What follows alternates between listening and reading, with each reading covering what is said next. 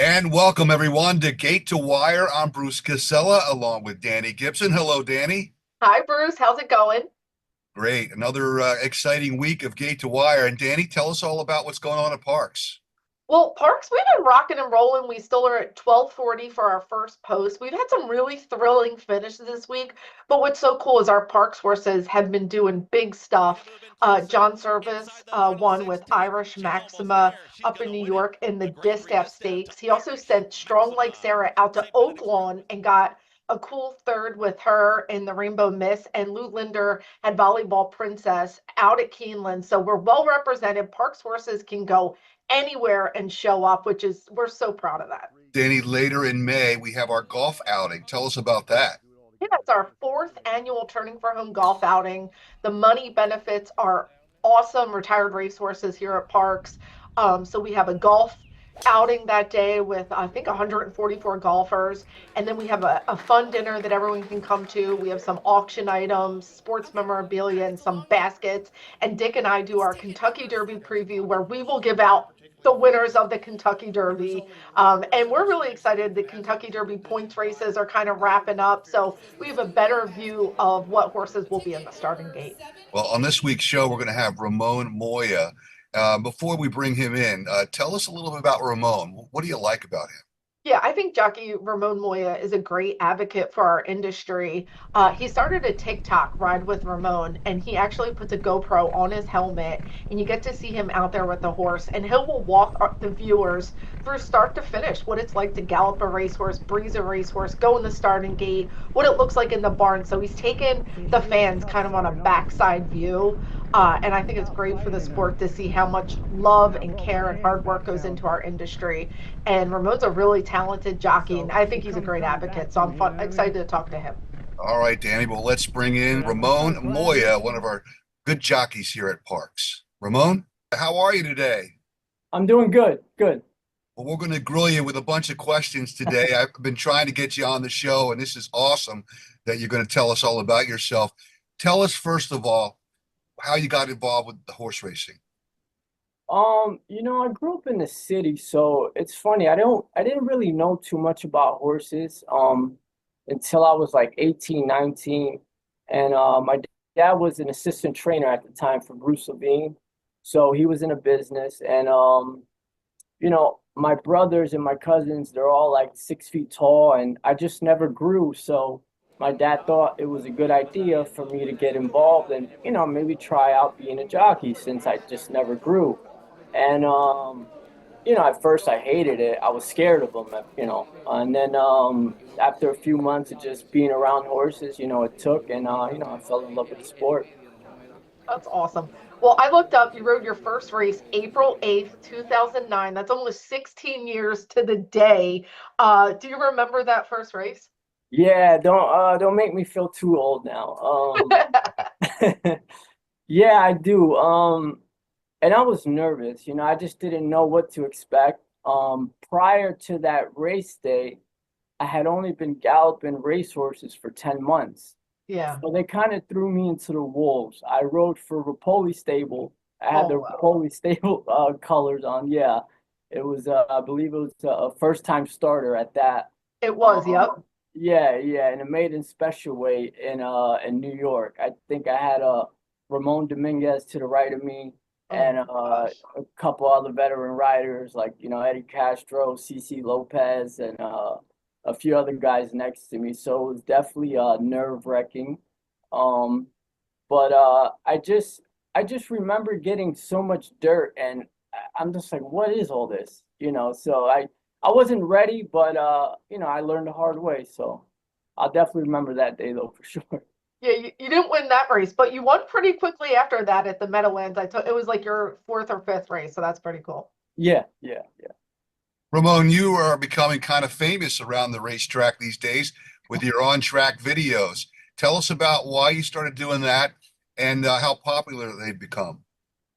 So, the reason why I started doing that is because I just wanted to show a positive side of our sport. I feel like, people that don't know about our business, sometimes we get a bad light, and people that are just uneducated about horse racing. So I wanted to show the good side of our sport. I wanted to show how much these horses love running. One, how much care and love goes into these animals as well. I'm talking about the grooms, hot walkers, all the people working with the horses. So I just wanted to show that side. I wanted to show the POV of being on a racehorse, and just the love that goes around, the horses, just in general. So It You've done looks it kind very of well. scary. I mean, Yeah. really, I'm watching these videos. I'm going, there's no way you guys can do this. You're going so close to the rail, so close to other horses. I don't know how you do it. Some days I'll catch myself and I'll be like, "Oh, wait, I'm going 40 something miles an hour, and on a 1,200 pound animal that it's not like a motorcycle that has just brakes and you could stop. It has a mind of its own. But for the most part, for me, it's like as comfortable as sitting on this chair. It's just so normal for me at this point. I'll be on horses and I'll have a conversation with somebody passing by. So it does get scary at times, but if you watch my videos, I'm very keen on saying how calm you have to be around them. The more calm and relaxed you are, the more calm and relaxed the horse is going to be. So I feel like they feed off that energy too. So I don't think there's space to be scared. No, that's a great point. You've been a great advocate, and it's obvious the connection and love you have for the animals. So, being a jockey is not like a normal job. Take us through just a day. Like today, you're riding. Today, you were out on horses. You're doing this podcast with us. You're going to go up in the jocks room. What's a day? How do you prepare for the races? Yeah, so a typical day, I get up at 4 in the morning. I live like an hour from this racetrack, so get here when the track opens. I might have anywhere from one, two to 6 or 7 horses to get on in the morning. Just like ball players, horses need to train too. So, they train in the morning. So after the training hours, I'll go up to the jocks room, maybe have a little breakfast. And when I say breakfast, I just mean one egg. And that'll hold me over for the day, unfortunately. But if I have to lose a little weight and just get prepared, I like to study the races too. I'll pull up the program and try to study each, horse that I'm riding and that specific race. And most days I don't get back home till 6:30 p.m. And yeah, it's get home, unpack, get my clothes ready for the next day, and it's definitely long days. You definitely have to love doing this. Ramon, how do you get your mounts? What do you do to get those horses to the winner's circle? So the way it works is I have an agent, right? So my agent is the one that gets me the mounts. Agents have sometimes better relationships with trainers, but their job is like he or she will set up my schedule. In my case, he'll send me a text the night before of my schedule of the horses that I need to get on the following morning. But basically he goes out to trainers and owners and tries to get me mounts for the races. And he coordinates that as well. Sometimes I could have two horses in a race, so he'll pick the better horse, or if I have a better relationship with that trainer. So that's basically an agent's job. So he gets me the mounts. And I have to do my part too. You have to be riding well. I feel like this is a performance game, right? So if you're performing well, you're riding well, just like any other sport, you're gonna get playing time. So Yeah. that's how it works. It just depends and varies on each jockey. Each jockey has different business. There's jockeys that have a lot and they might ride almost every race, a day, and there's some jocks that don't. So it just all depends on you and your agent. So There's some horses that you've done very well with. Some of your top earners, Bell, Penacero, and Classic Union. Do you have a favorite horse that stands out? Um, Bell, yeah, Bell definitely holds a special place in my heart, and so does Classic though. Classic Union is my first winner back here at Parx after a few years off. and he's definitely been an earner for me. I adore that horse, man. But Belle Pensario too. You know, she gave me my first stakes win back off my comeback, and of course, my best friend and basically almost sponsor, Anthony Margata, the trainer. You know, he trains her, so she just won in a Gulfstream, an open allowance too. So for a Jersey bred to do that is huge. Yeah. But yeah, she holds definitely a special place in my heart, and we're excited for her to be back in Monmouth this summer as well. Ramon, what kind of goals do you have for the future? I mean, I know most every jockey wants to win the Kentucky Derby and some of those big races, but what kind of goals do you have? In terms of my career, and I always said this, Derby would be great. Obviously, if you have a horse for that Derby, for the Derby Trail, it'd be amazing, right? But personally, for me, I feel like the Haskell holds a special place.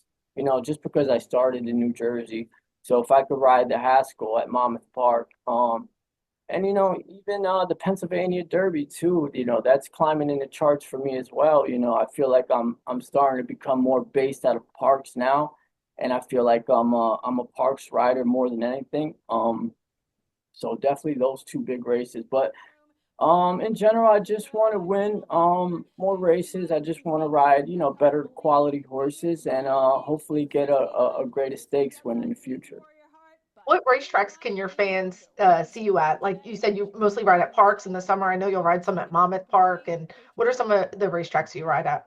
Yeah, so I'm based out of Parks. I'm gonna be doing both this summer. I'm gonna be doing Parks and Monmouth, but sometimes I ship out to Delaware or Maryland or Penn National, even New York. So it's just depending on what type of business I have. But this summer, I feel like the summers for me are get really busy. Yeah. Sometimes I ride multiple racetracks in a week, let alone sometimes even in a day. So Yeah. it definitely gets busy for me in the summer. All right. Well, listen, Ramon, thank you so much for coming on with us. I appreciate it. Dan, Thank do you you. have anything else you want to talk to Ramon about? No, but if you haven't seen Ramon's TikToks, you have to. The videos are great. It really puts you on the horse. Like he said, your point of view is right there with him on the horse, and he walks it you through it start to finish. I'm a huge fan. Thank you. Thank you guys so much. That means a lot. Hey, Ramon, no more 5:45 texts, okay, man? I'm sorry. Listen, that was You can late. text me at 5:45. I'm up. Not me. Bruce, I gave you a little time because I was up at 4 and I'm like, 5:45, he should be up. But Yeah, right. That's why I'm not a jockey. Well, that's not the only reason. So, All right. Well, thank you so much. You have a great day. thanks for having me, guys. Take care. Bye, guys. Thanks.